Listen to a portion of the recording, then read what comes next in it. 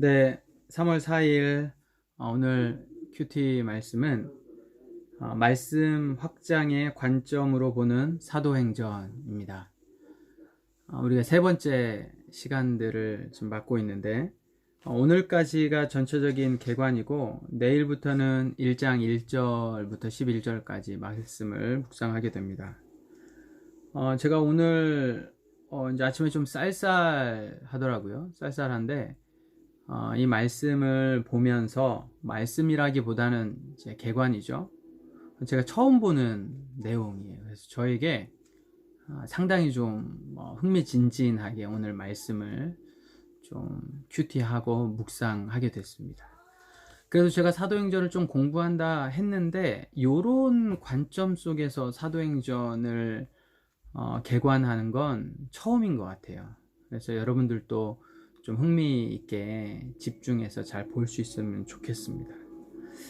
첫 번째는 이 말씀의 확장의 관점에서 보는 사도행전을 볼 때 아놀드 토인비가 인류의 역사는 도전과 응전의 역사라고 했습니다. 그러니까 이제 오늘 우리가 코로나 사태를 보면서 도전을 해오는 거잖아요, 바이러스가. 그러면 이 도전 앞에 또 응전을 하게 됩니다. 백신을 만들게 되고 또 이 치료책을 만들게 되고 인류의 역사가 이렇다는 거예요. 어떤 도전이 있으면 그 도전을 이기기 위한, 극복하기 위한 또 응전이 있고 또 도전이 있으면 응전이 있고 이러면서 인류의 역사가 발전해 갔다라는 토인비의 주장이 뭐 다 맞는 부분도 있고 그렇지 않은 부분들도 있지만 우리에게 인사이트를 좀 가져오게 되고 제가 오늘 말씀을 보면서 이제 그 생각을 하게 되었습니다. 그래서 내부적인 어려움들, 교회 안에 또 외부적인 도전들, 그러나 그 문제를 해결해 가는 또 교회의 역량, 또 하나님의 도우심, 이런 부분들이 이제 교회를 성장하게 한다는 내용이죠. 첫 번째는 1장 1절에서 6장 7절입니다. 베드로의 설교, 그 다음에 12제자의 헌신 등을 통해서 교회가 끊임없이 성장해 가게 되죠.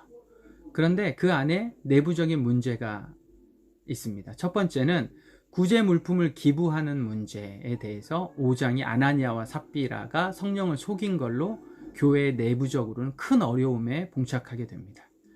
두 번째는 이 기부한 물품을 배분하는 문제에 있어서도 헬라파 유대인들과 히브리파 유대인들이 갈등을 겪게 되죠. 이 내부적인 이 어려움을 어떻게 극복해 가느냐, 이게 이제 요 첫 번째 부분에서의 중요한 건데, 해결책을 교회가 7집사를 세우게 됩니다. 7집사를 세우고 난 이후에 사도행전 6장 7절이 하나님의 말씀이 점점 왕성하여 예루살렘에 있는 제자의 수가 더 많아지고 허다한 제사장의 무리도 이 도에 복종하더라. 그러니까 이 내부적인 어려움을 극복함으로 교회가 더 성장해 가는 거죠.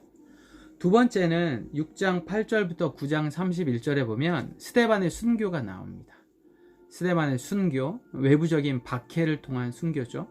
그리고 이제 사울이 등장을 하게 됩니다. 사울이 예루살렘의 기독교인들을 잡아 죽였고 그걸 넘어서 다메섹에 이르기까지 대제사장의 공문을 받아 그들을 박해하고 잡으려고 가는 이 위험천만한 이 사건 앞에 다메섹 사건이 일어나죠.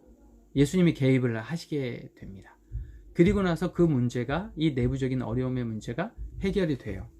그리고 나서 9장 31절에 이렇게 얘기합니다. 그리하여 온 유대와 갈릴리와 사마리아 교회가 평안하여 든든히 서가고 주를 경외함과 성령의 위로로 진행하여 수가 더 많아지리라. 그러니까 내부적인 그 어려움, 또 박해의 외부적인 어려움이 있고 난 다음에 그 문제를 해결하고 나서야 교회가 성장해 갔다라는 이야기를 합니다. 세 번째는 10장 1절부터 12장 24절인데 코로나 아닙니다. 제가 이제 목이 조금 아침에 잠겨서 목이 좀 걱정하지 마시고.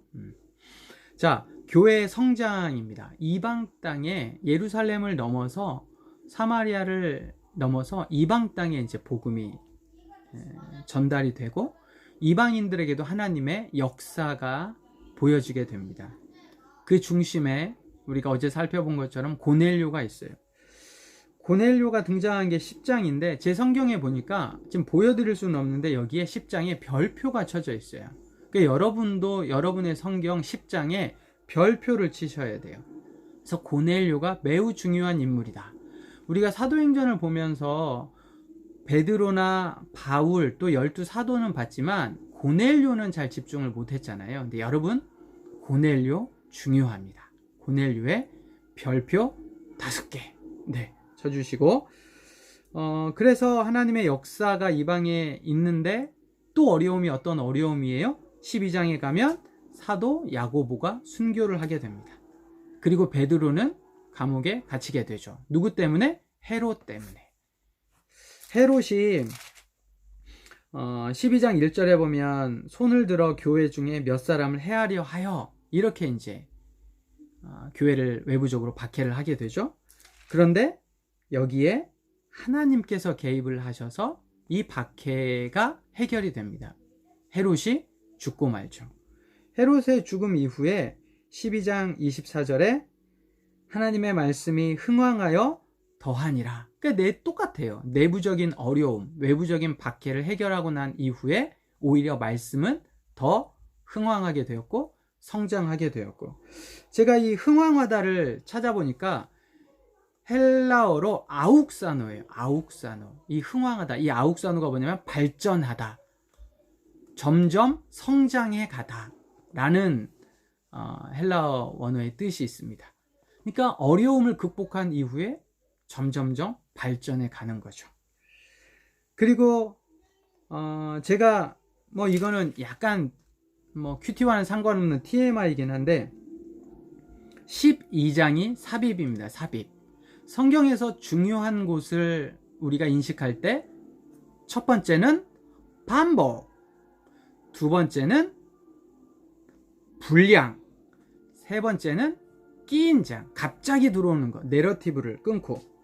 보세요. 11장 29절 30절이 제자들이 각각 그 힘대로 유다에 사는 형제들에게 부조를 보내기로 작정하고 이를 실행하여 바나바와 사울의 손으로 장로들에게 보내니라. 이렇게 하고 어디로 이어져야 되냐면 12장 25절로 이어져야 돼요. 바나바와 사울이 부조하는 일을 마치고 마가라 하는 요한을 데리고 예루살렘으로 돌아오니라. 그러니까 11장에 부조하는 일을 했고 그게 마쳤으니까 12장 25절로 이어지는 게 자연스러운 거예요. 그런데 왜 12장 1절에서 24절이 등장할까? 이게 이제 끼인 거라는 거죠. 삽입. 이게 이제 중요합니다. 여기에 세 가지 사건이 나오는데 이거는 이제 뒤에 우리가 큐티 할 때 좀 보도록 하고, 오늘은 개관이니까 이런 부분들 아주 작은 것 같지만 여러분이 좀 잘 보시면 이제 팁이 됩니다. 자, 그리고 이제 네 번째가 13장 1절부터 16장 5절이죠. 자, 여기서는 이제 사도 바울의 제1차 전도 여행이 시작이 됩니다. 13장, 14장에서 1차 전도 여행을 하게 돼요. 놀라운 사건입니다. 교회가 한 교회를 넘어 전 세계적인 교회로 성장해 가는 그 과정이죠. 얼마나 대단해요. 그런데 여기에서도 내부적인 어려움이 생깁니다. 그게 바로 15장에 보면 히브리파 유대 율법주의자들이 이제 도전을 하게 됩니다. 믿음으로 구원을 받는 게 아니다. 할례를 받아야 된다. 이 문제를 가지고 예루살렘의 총회가 열리게 됩니다. 근데 과연 이 내부적인 어려움, 외부적으로는 복음을 증거해서 성장을 했지만 그 내부적인 또 도전, 이 도전을 어떻게 응전해 갈 건가? 여기에 예루살렘 교회가 아주 지혜롭게 결정을 잘 내립니다. 예루살렘에 있는 유대인 사도들이 지혜롭고 바르게 잘 해결을 하게 되고, 두 번째는 사도 바울이 최선의 수비는 공격이다. 이거 맞나? 축구에서, 제가 축구를 좋아하는데, 최선의 수비는 최선의 공격이다? 조금. 근데 이제 아무튼 이게 뭐냐면, 무조건 수비만 하고 있으면 안 돼요. 내부적인 어려움이 있을 때 그 어려움만 붙잡고 있으면 안 되고, 사도 바울은 바로 2차 전도 여행을 시작합니다. 개의치 않고 복음을 전해서 갈라디아 지방의 복음과 교회가 든든히 서가고 난 이후에 16장 5절에 이에 여러 교회가 믿음이 더 굳건해지고 수가 날마다 더 늘어가더라 라고 성경은 이야기해 주고 있습니다. 자, 이제 네 번째로 16장 6절부터 19장 20절까지입니다. 여기에는 이제 2차 전도 여행, 3차 전도 여행이 이제 시작이 되는데 2차, 3차 전도 여행 때는 끊임없는 어려움을 얻게 돼요. 빌립보, 마게도니아, 아덴, 고린도, 여기서 이제 늘 끊임없는 이방인들의 어려움에 처하게 되거든요. 그러나 이제 그 어려움을 또 극복해 가고 이겨가는 사도 바울의 모습들을 보면서 19장 20절에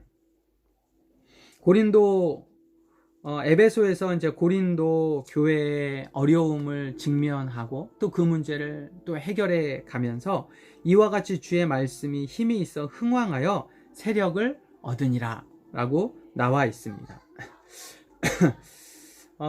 사도행전 우리 풍삼에서 이제 이게 끝인데 제가 좀 아쉬워가지고 조금 더 말씀을 좀 연구를 하면서 하나를 찾아봤어요.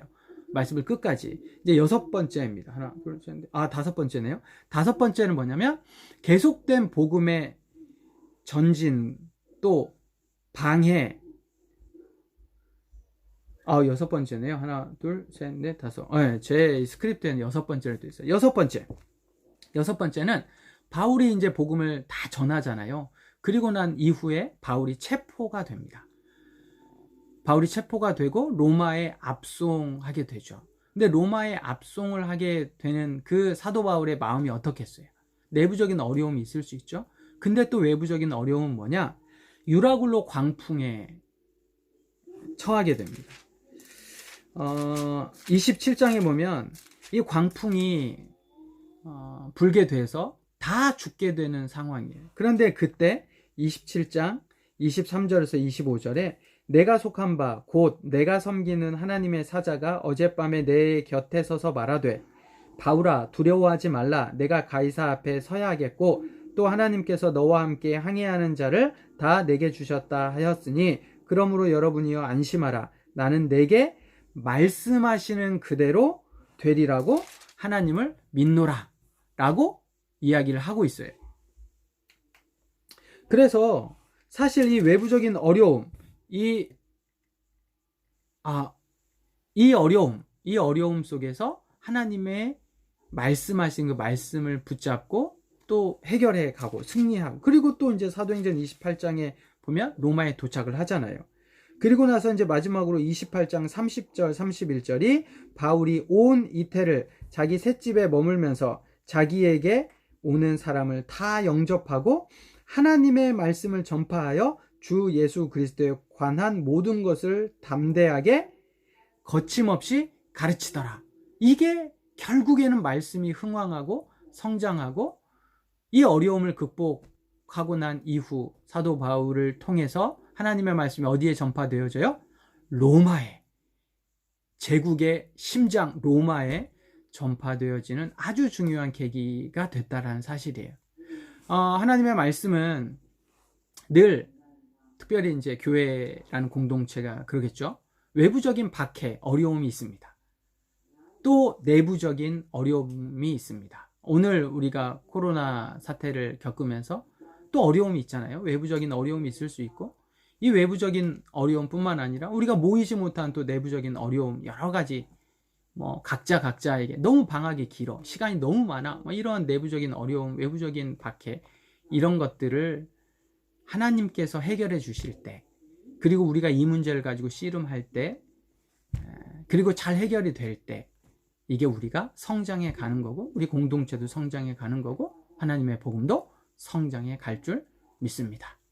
네, 이상으로 3월 4일 오늘 아주 중요한 인사이트를 가졌던 이 개관을 마치도록 하겠습니다.